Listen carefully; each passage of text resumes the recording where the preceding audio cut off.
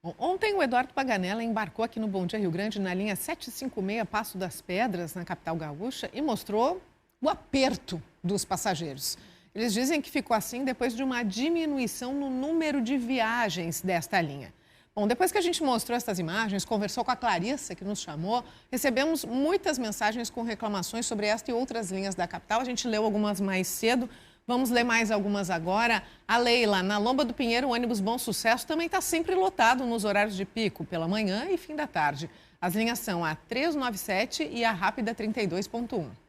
Temos a Bia, lá da Lomba do Pinheiro, ônibus são lotados, quase sempre a gente parece uma sardinha, cheiram a queimado, seguidamente estraga. Outro problema aí que a Bia está levantando. Mensagem da Juraci, do bairro Santo Antônio. A linha 255 Caldrifião tem diminuição de horários depois da pandemia. Os intervalos passaram de 30 para 55 minutos. E o transporte seletivo do bairro Santo Antônio foi encerrado. Precisamos de mais ônibus, pelo menos nos horários de pico.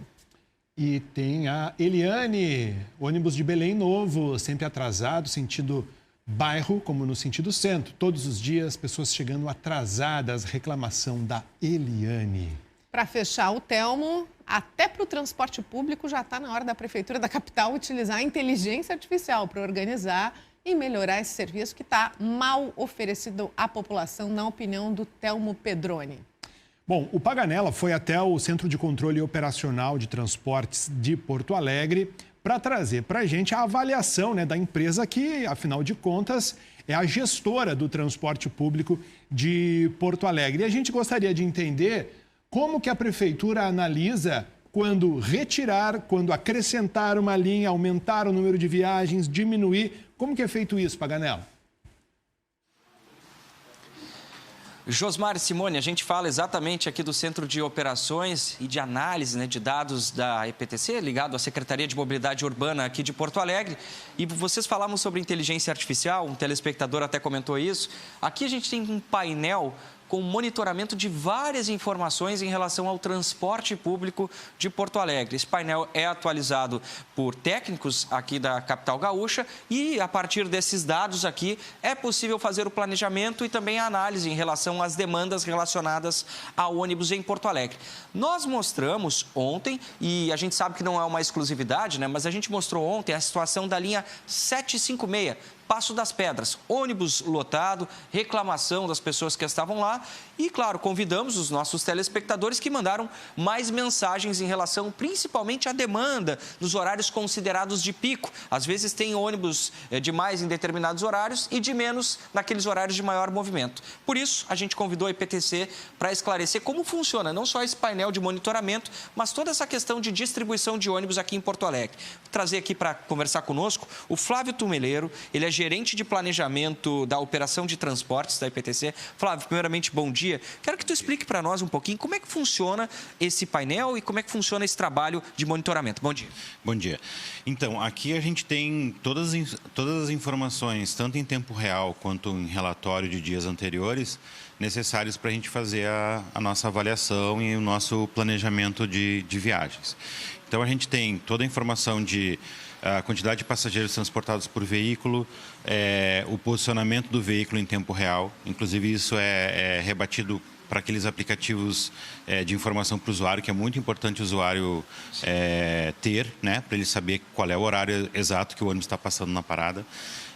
Enfim, então toda a informação, aqui a gente tem também o BI dos ônibus elétricos, que nos dão as informações necessárias para a avaliação dessa operação, quantidade de diesel que a gente poupa, questão de quanto a menos a gente polui o ar, enfim, toda uma informação geral assim que a gente tem e na questão do dimensionamento, em especial a quantidade de passageiros por viagem. Pois é, a gente vai entrar nesse assunto porque essa é a principal reclamação. Em determinados horários, e vocês tratam o termo dimensionamento, o pessoal fala assim, em determinados horários tem ônibus até demais, não tem tanto movimento. Só que nos horários de pico, falta ônibus para tanta gente. Como é que é feito esse dimensionamento em relação ao número de oferta e demanda de veículos?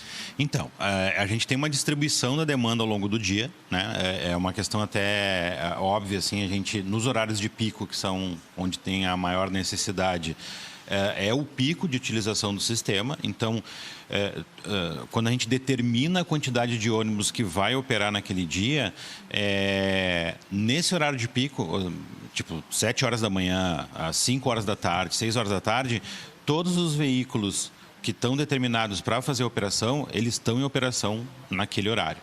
Nos horários de entrepico, no meio do dia, é onde a gente tem menos gente andando, no final da noite, coisa assim. Então, ali a gente tem menos ônibus em circulação, os carros são recolhidos ou tem intervalo, enfim.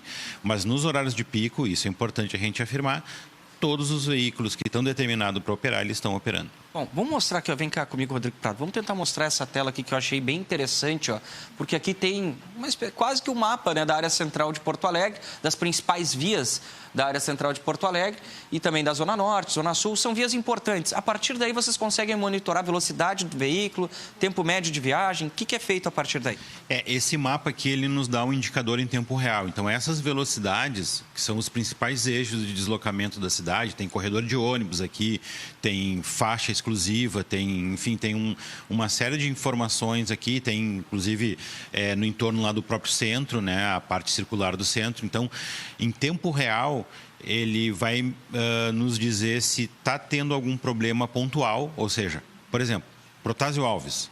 A gente consegue ver na Protásio Alves que está vermelho, a velocidade caiu agora, nesse momento, para 12 km por hora, então já nos acende um alerta que pode ter algum problema. Então, a gente acompanha ali para ver se não, por exemplo, não tem um ônibus estragado dentro do corredor, alguma situação que pode comprometer a operação. Certo. Josmar, sei que tu está no estúdio, tem pergunta aqui para o Flávio. Flávio, bom dia. Como é que vocês conseguem detectar, se é que conseguem, que uma determinada linha, no horário de pico, ela está precisando de um reforço? Ou não, se aquele número, a quantidade de viagens está adequada à demanda de uma determinada região, que é a reclamação lá do pessoal do Passo das Pedras, que a quantidade de ônibus naquele horário não dá conta lá, então está todo mundo indo espremido dentro do ônibus. Bom dia, Josmar. A gente faz um acompanhamento viagem a viagem da quantidade de passageiros. Toda vez que sai uma viagem do terminal, a quantidade de passageiros que entra naquele ônibus, ele vai acabar passando na roleta.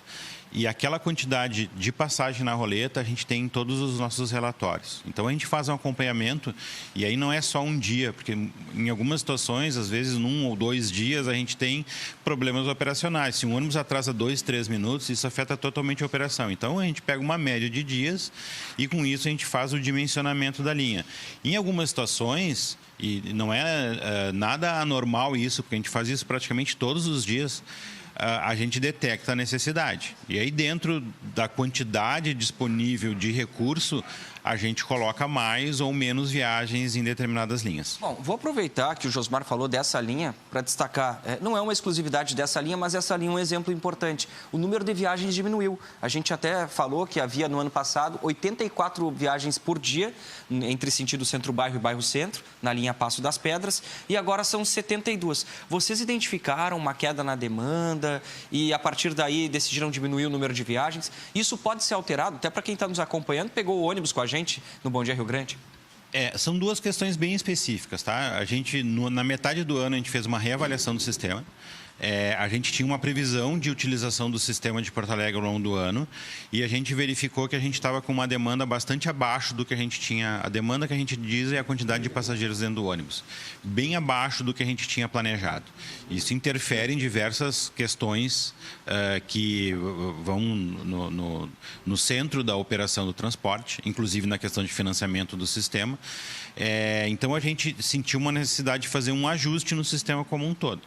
Quando a gente fez o trabalho desse ajuste, a gente avaliou todas as linhas do sistema. E as linhas que tinham uma capacidade de fazer um ajuste maior, a gente fez. O Passo das Pedras foi uma dessas linhas que sofreu um ajuste nessa programação. Não quer dizer que, em algum momento, a gente não vai fazer, e a gente faz toda semana isso, a gente vai fazer ali uma avaliação e, de repente, volta uma viagem, faz um ajuste de oferta e melhora essa operação. E isso significa aumento também no número de viagens. Então, não é só um ajuste em relação ao que tem de viagens disponíveis, a distribuição de horários, mas talvez aumentar o número de viagens. não só aumentar o número de viagens, mas também a quantidade de veículos que estão em operação na via. Então, a quantidade de veículos ele interfere na operação como um todo, inclusive a quantidade de motoristas e na oferta geral do sistema. E Flávio, Quero então, te agradecer por ter conversado conosco. Flávio, tu diria, desculpa, que hoje a quantidade de veículos e viagens lá do Passo das Pedras, que a gente está usando como exemplo aqui, está adequada? A gente está, depois da matéria que saiu, a gente está fazendo uma reavaliação. Talvez a gente vai chegar na conclusão de que a gente precisa fazer um ajuste e aí a gente vai verificar como é que a gente vai fazer esse ajuste. Boa. Né? Eu não teria como te dizer, Josmar, agora exatamente se a situação lá está adequada ou não. Mas a gente está trabalhando para verificar isso. Sim, mas até a reportagem não tinha problema. Desculpa, a gente está falando junto aí, Paganella. É só para saber se antes da reportagem... Não. Tá, vai, Paganella, vai. Vai, Josmar.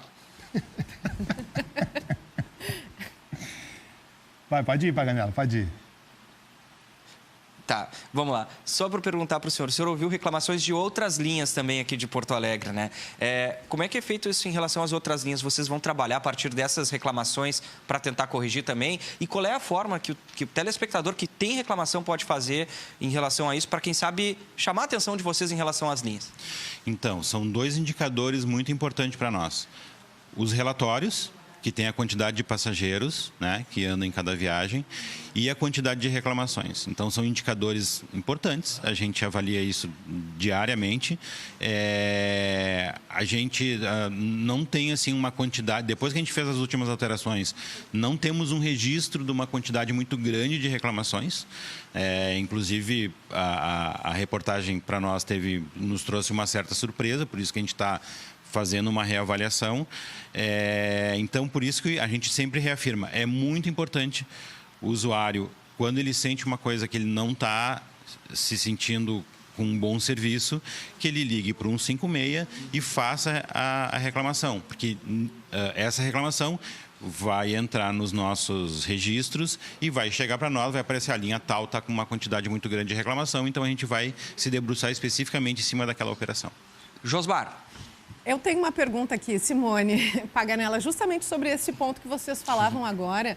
Queria que o Flávio nos ajudasse a entender, até porque a Clarissa, com quem o Paganella conversou ontem, disse que já fez reclamações formais várias vezes, que recebeu prazo assim, de 60 dias para ter um retorno.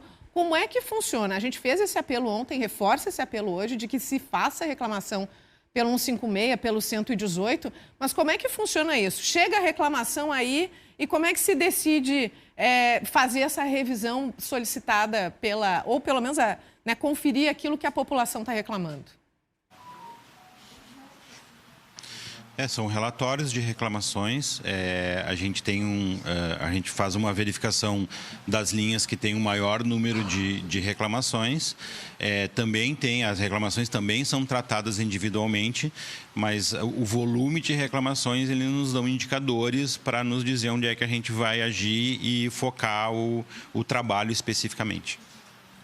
Flávio, obrigado por ter nos esclarecido vários pontos. Foi uma entrevista bem importante, porque traz detalhes, né, Simone e Josmar, não só sobre essa linha que a gente mostrou ontem na Zona Norte, mas sobre outras linhas. Então, o caminho para a população, se quiser melhorar, né, o ponto, acha que tem menos ônibus do que deveria haver naquele horário, procurar a EPTC 156, 118, alertar sobre isso, porque essas informações chegam nesse centro, que é o Centro de Operações da EPTC, eles fazem uma análise, né, os técnicos fazem uma análise e, a partir daí, se for necessário, aumentam a demanda, a oferta de ônibus para a população daquele ponto. Volto com vocês.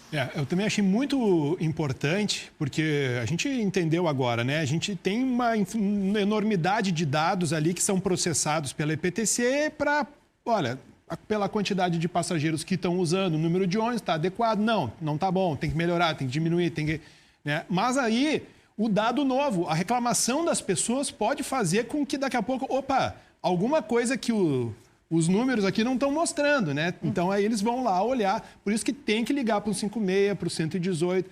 Não adianta, mas as pessoas falam isso, né? Não adianta, tá?